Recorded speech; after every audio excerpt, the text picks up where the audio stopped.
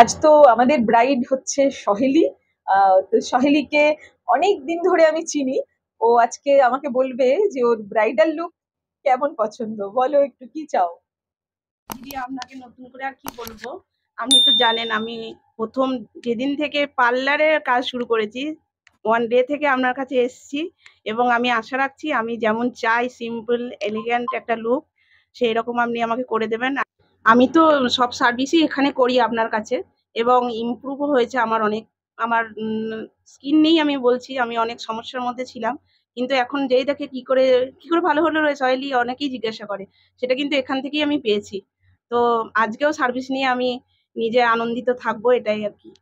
সাজা কমপ্লিট দিদির কাছ থেকে। আমার খুবই ভালো লেগেছে লুকটা। থ্যাংক ইউ দিদি।